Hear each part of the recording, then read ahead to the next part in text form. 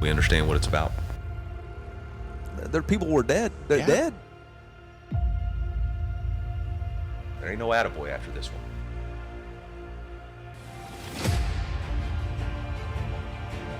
And this is our chance to write our part of the story.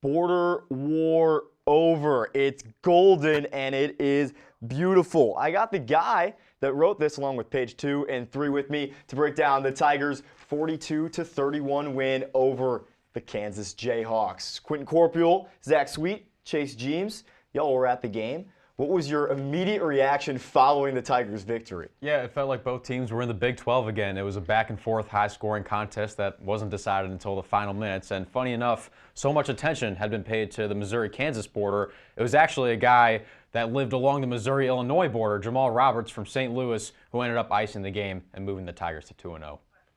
Yeah, I mean, pretty exciting game. Quentin touched on it a little bit, but like you go down 21-6 in the first quarter and the resilience to come back there. I mean, you outscore your opponent 31-10 out the rest of the game. They're 36-10 the rest of the game, and I mean, you're going to get talked about. Yeah, Drinkwitz harped a lot on execution before this game, and I think they executed very well. There was times where they got down, but overall, the offense made plays, and they really did a good job of executing. So KU, Mizzou, we've heard the build-up for weeks. What was the atmosphere like? Did it live up to the hopes and dreams? Absolutely. I mean, I'd say 48 hours leading up to the game, there was such a unique buzz on campus just because we hadn't witnessed a Kansas-Mizzou football game ever. I mean, no one at the school has. And so it was just really cool for SEC Nation to be here, for the national spotlight to come back to Columbia, and I'd say the game lived up to the pregame hype. 14 years since this rivalry had last been played, and you could tell. I mean, the buzz around campus, the students, the hatred. I mean, you felt it. You really felt it before the game. The student section's packed 2 hours beforehand, and it's rocking. I might have heard Mr. Brightside 4 or 5 times on Saturday, and the students loved it. They ate it up, and there was genuine excitement. There was genuine hatred. It was everything you would have hoped for and more for a game that hadn't been played in 14 years.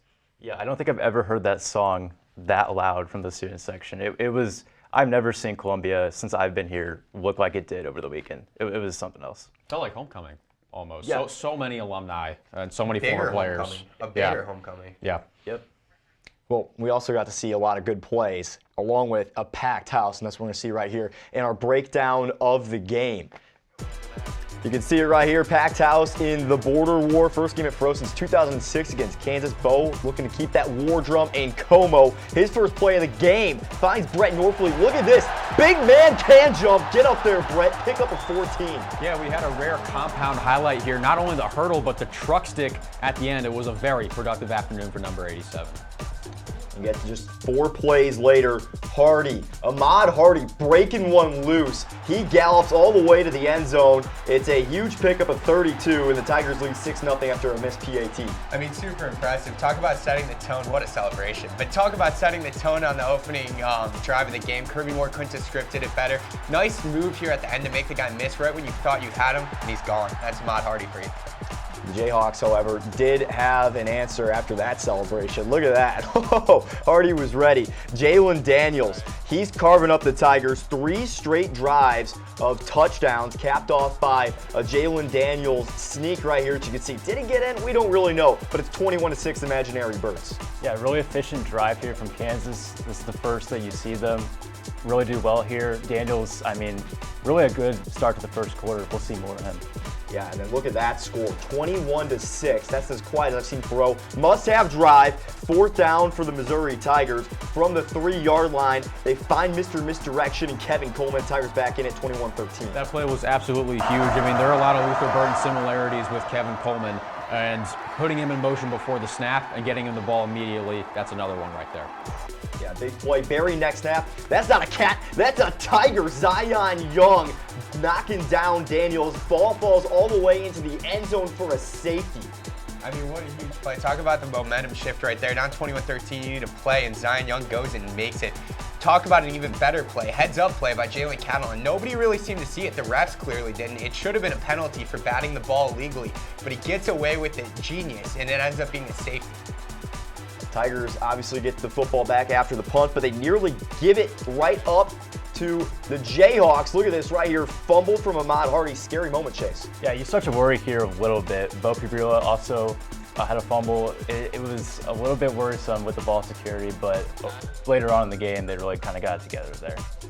And Tigers recover, and they'll end up settling for a 28-yard field goal with freshman kicker Robbie Meyer. It's good as the Tigers cut it down 21-18. Yeah, Meyer did what was asked, had an extra point blocked to start the game, but made a couple of short field goals at the end of the half. Tigers force a punt, get the ball back with 28 seconds to half. Bo finds Kevin Coleman, who does the rest. A 50-yard completion all the way down to the 3-yard line with 3 seconds to go. Yeah, I mean, talk about needing a play and making when Kevin Coleman seizes the momentum right before halftime. This is just such an impressive double move down the field. After he gets the ball, after he makes a catch, you're going to see a nice little shift too.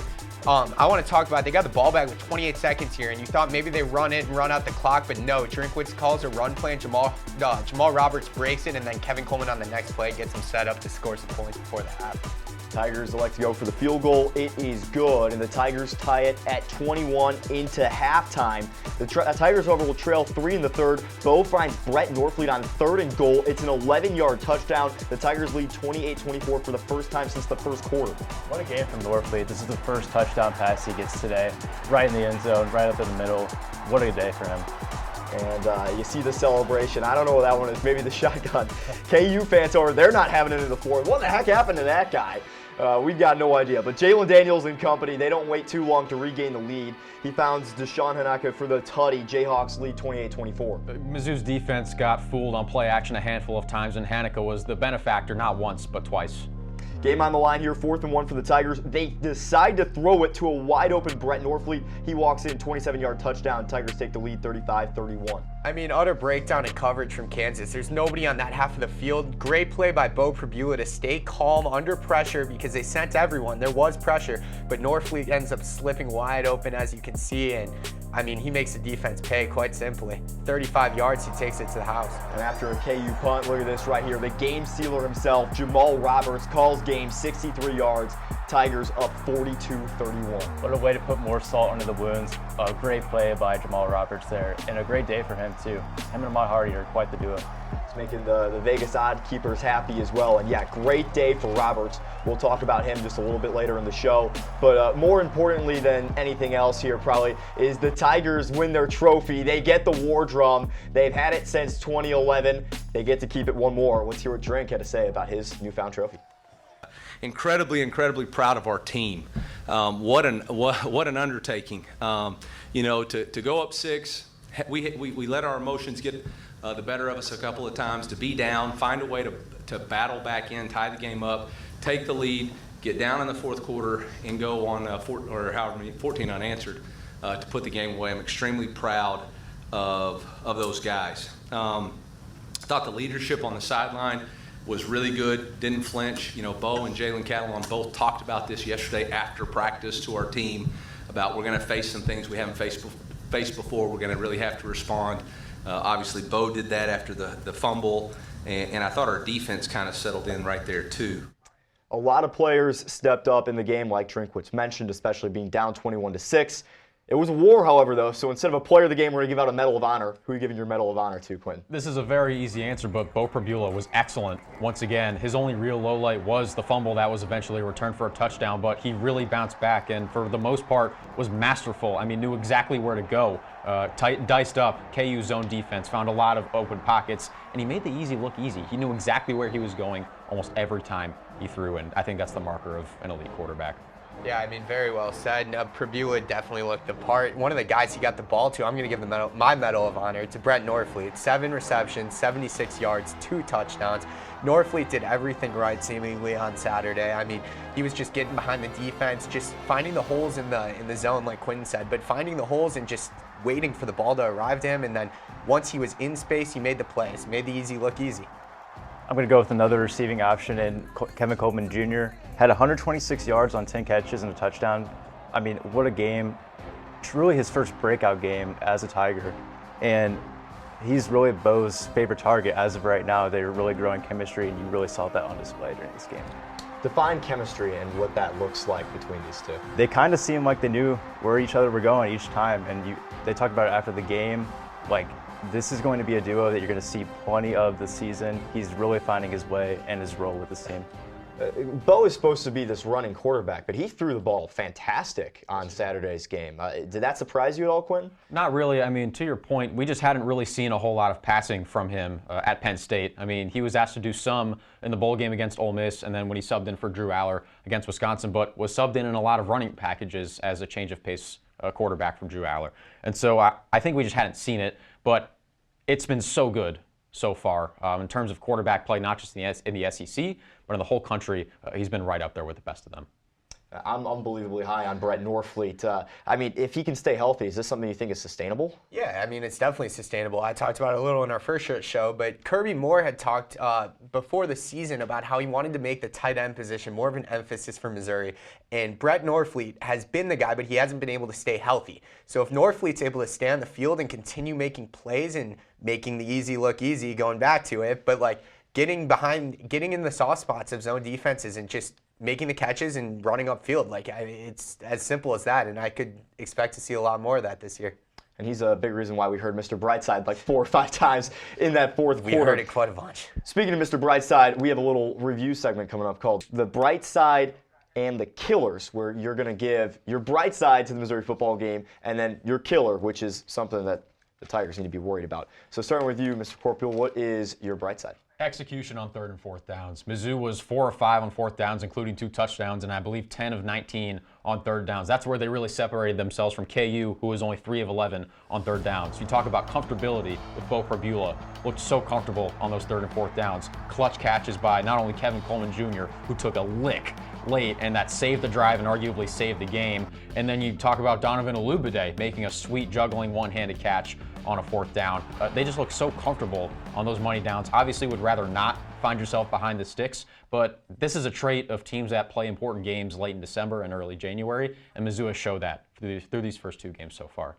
Yeah, I mean, one of the things for me in my bright side, one of the things I thought that might be an issue is Jalen Daniels' mobility, because we've seen running quarterbacks get the best of Missouri's defense over the past 2 years. But on Saturday, they didn't let that burn them, whether it was Josiah Trotter, Khalil Jacobs, Tristan Newsom, whoever was out there at linebacker, they were playing a nice little spy on Jalen Daniels. He only ran the ball 9 times for 20 yards. That's an incredibly impressive stat line, and that's a testament to Missouri's defense containing him and not letting him get outside the pocket and use his feet as much as he would have liked to. I know we've already talked about Brett Norfleet a little bit, but I do think the utilization of the tight end was really important in this game. They were talking about it all off season, and getting him involved early is really important for this offense. I'm expecting a big year from him. And not to be ending on the negative here, but your killer. No, that's necessary. We're independent student journalists. We're supposed to show both sides of the story, and Kansas wide receivers were running around all day long. There were a lot of coverage busts, whether it was guys just running past people or miscommunications. I talked about play action earlier with the Kansas offense. That was a large part of their diet.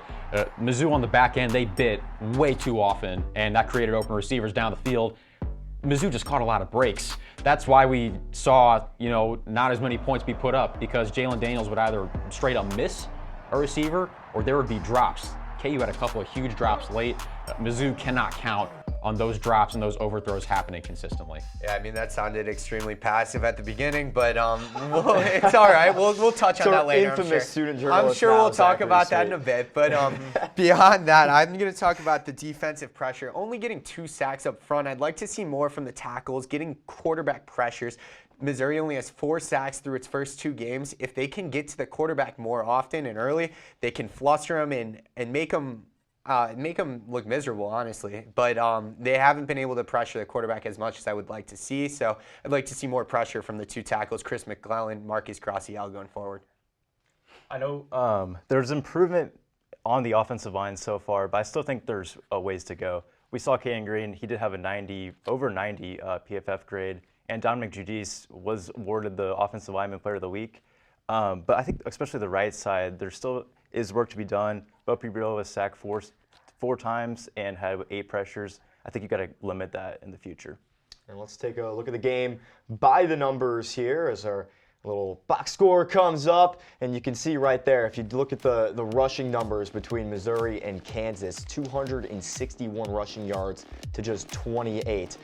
Quentin, what do you see right here that really stands out to you? I'm looking at those bottom 2 boxes. The time of possession, extremely lopsided, and I think that's how Mizzou is going to win a lot of their games this year, is ball control.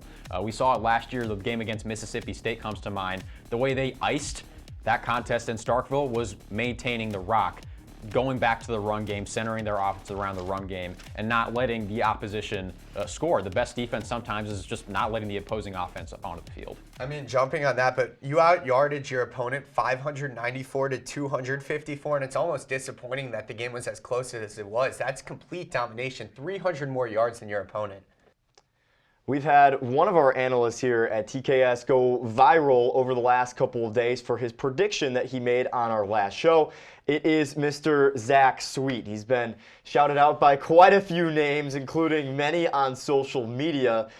Sweet, you want to talk about your prediction, kind of the fallout that you've been dealing with the last couple of days? I mean, I'm happy to. I still stand on it. I made the prediction I made. I thought that Jalen Daniels was going to use his experience and use his mobility, which I thought he did, and it was a very competitive game. I stand on the prediction. I was wrong. I eat my words. I was wrong. I mean, Missouri won the game. That's all there is to it. But I've definitely felt the blowback on social media over the last couple of days. What's it been like? Social media, there was a banner that was made. You shouted out in the press conference. You have a former Missouri quarterback shouting you out too. I mean, all there really is you can do is you can kind of chuckle at it and just keep on going about it. I mean, I made the prediction I made. I got the backlash I got. I was wrong about it. And, I mean, I just keep on going. But it's pretty cool to see all the interaction. It's kind of crazy. I expected to hear some blowback, but I didn't expect the capacity that it reached. Yeah, I've had articles written about you, and you had to eat your words, so now it's time to read somebody else's.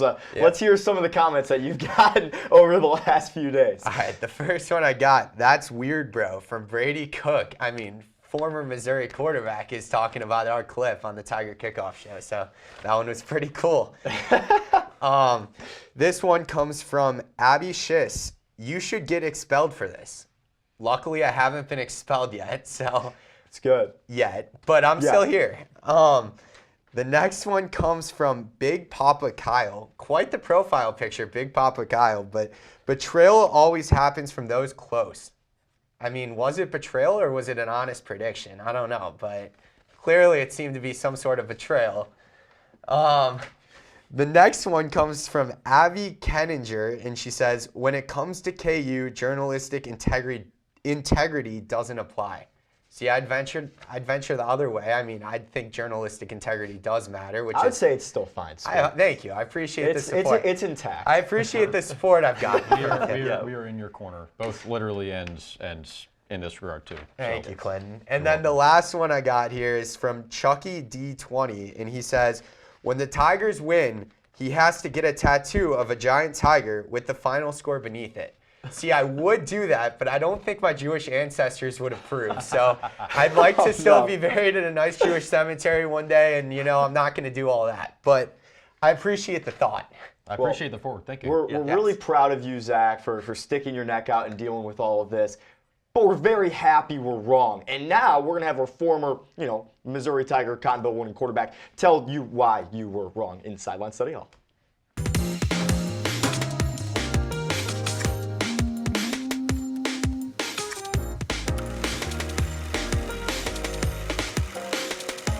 Well, get on your safari hats, get ready to see the exhibits. Today, we're taking a stop at the zoo. We had some exciting activities going on. There was security lined up on both sides at the student section and the fans the other way because these are some dangerous animals, so they don't want people on the field any longer. Let's take a look at why. So we brought Jalen Daniels, and we haven't seen this species of bird in about 14 years. That's because they don't really exist. There's no real Jayhawks, but this Jayhawk, Jalen Daniels, was very dangerous when he got outside the pocket. So you try to bring pass rush, you try to pressure him and force him out to his throwing shoulder. The problem is when you get pass rush from one side, this quarterback is heady, he's smart, he's gonna replace it. And once you let this bird out of the cage, he's gonna run free, he's going to attack. That bite really hurts, so you don't want to allow him out of his box. How do you do that? You got to cage this bird. So you got to make sure Jalen Daniels stays in the pocket. When he does, he's a danger to himself and to his teammates. Throw way out of target. That's an interception. So we said last week that we were guaranteed an interception from Jalen Daniels. Did we get it? Well, we bailed Khalil Jacobs out. It starts as a 5-man pressure, now it's 4. Then Josiah Trotter works as a spy. It's only a 3-man pressure, and you might think, won't he be able to outrun them? Not if they run the cage. You're going to engage the offensive lineman, but you're really not trying to win this rep necessarily more than you're trying to keep him in his cage. You'll see the front side defensive end attack the upfield shoulder so that he can't roll around the defense and get the first down with his legs. Josiah Trotter, meanwhile, is the spy. His most important job here is to occupy these 2 offensive linemen, and if he does escape, make the tackle. It doesn't happen, though. That cage bird panics. We get an interception from Dalen Carnell to put this football game away, almost exactly as predicted. Now, we saw defensively that when he's in the pocket and can't throw, it's even worse. That's an offensive coordinator's nightmare, the way he holds that football like a loaf of bread just out. You're going to get a turnover off that, is what we thought. So when Zion Young is your defensive end, he told us in the presser, right? He's not just a little cat. That's not a little kitty cat. Nah. That's a tiger. And what does a tiger do? It pounces. So when the guy's supposed to block him eats turf before he ever gets to where he's supposed to go, Zion Young's going to pounce and swipe that arm that has the football away. Now the ball gets bounced into the end zone, and Zion Young has 2 sack fumble into the end zone type of plays in his time at Faroe. That's pretty incredible. But that's not the most dangerous tiger you've seen. Actually, the most dangerous tiger is the one you don't see. Let's see how the Mizzou offense got themselves into these positions. Watching Wagner film, right, we said if you can just confuse the assignments in man coverage for 1 second, you can outrun the entire defense. And if Wagner can do it, so can NWO. Well, check this out. Marquise Johnson on the slant hitch frees Daniel Blood for just that 1 extra second that he needed, right? It only takes 1 step in man coverage, and he gets upfield, and a beautiful ball by Bo Pribula. Now watch this play, right? Kevin Coleman's going to do a disappearing act. Where does he go? It's pretty simple. Just across the line of scrimmage right behind, but it's man coverage, so every single person that he passes by in the secondary has to change their assignment. I got him. Hey, your man. All that communication. Luckily, they are able to cover Kevin Coleman, but at what cost? The man supposed to cover Brett Norfleet doesn't see him leave the offensive line. Now he's free on the sideline while the man supposed to cover him still in the middle of the field. He thinks that he's just now the whole player because his man's blocking. That's not the case. Watch him look over and realize just at the last second, but at this point it's already too late. Brett Norfleet streaking down the field, touchdown, because you never saw the Tiger coming. They pounce, they make a big play. Now if you're Mizzou, you've got a full belly, but by the time you get to practice Monday, the celebration is over. It's time to prepare for Louisiana if you're Mizzou. We'll talk about how in the next episode of Sideline Study Hall on Thursday. Back to you, Jacob.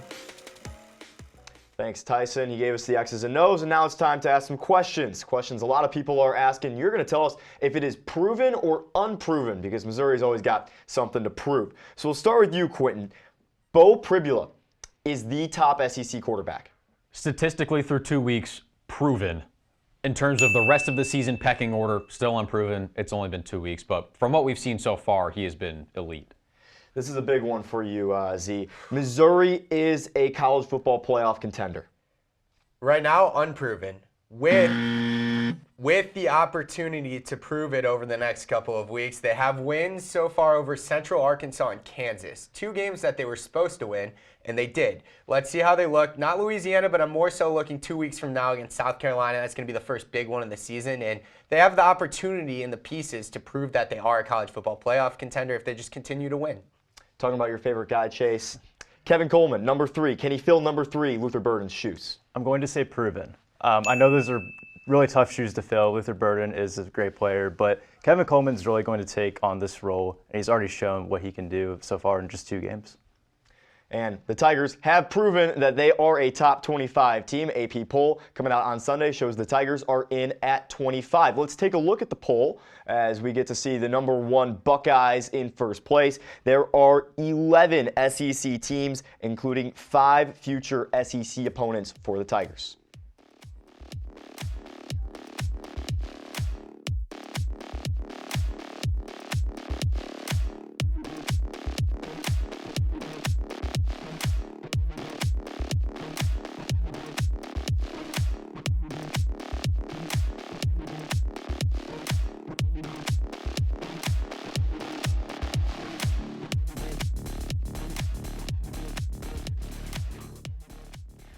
All right, well, good news for all of you watching, bad news for all of us. All of us here were wrong in our predictions on Take It to the Grave, and that means it's time to spin the wheel of misery. Yes.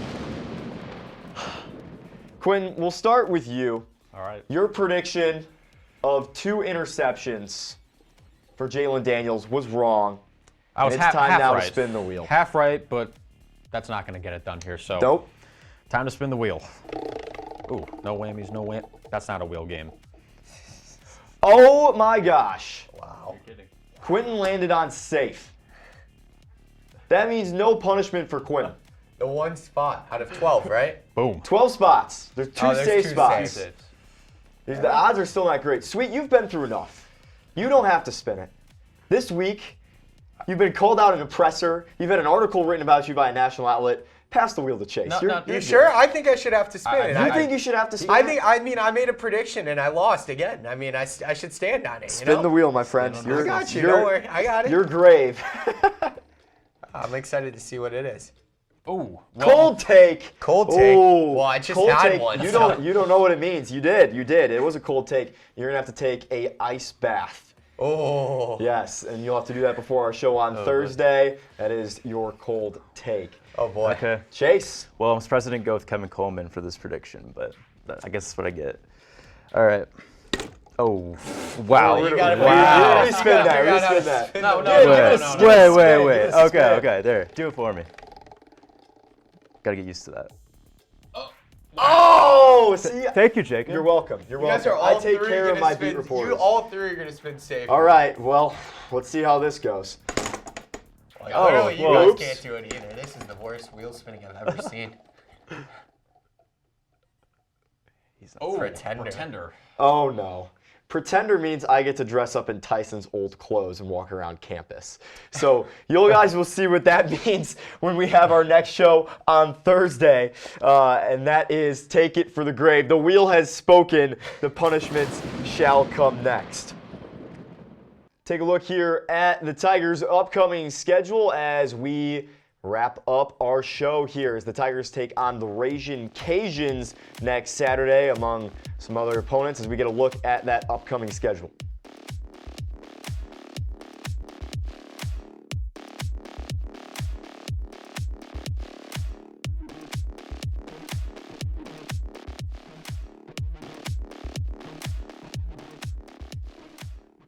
Well, thank you so much for tuning in to this episode of the Tiger Kickoff Show. I want to thank again our wonderful beat reporters in Quentin Corpuel, Zach Sweet, and Chase James for taking the time out of their day to talk some Tiger football. You can find us everywhere you can find socials, Instagram, TikTok, Twitter, you name it, we got it. But we want to leave you with something a little special, the sights and sounds from Mizzou KU. I hate Kansas! It's not my target.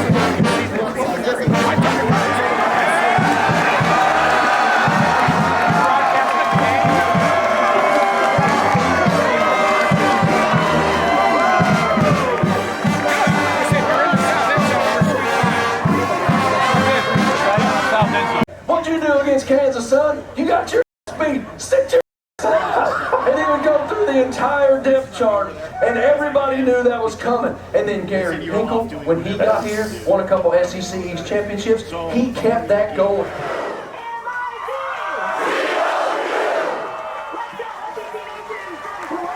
One of the border wars starts right now. Watch the Tiger Kickoff Show!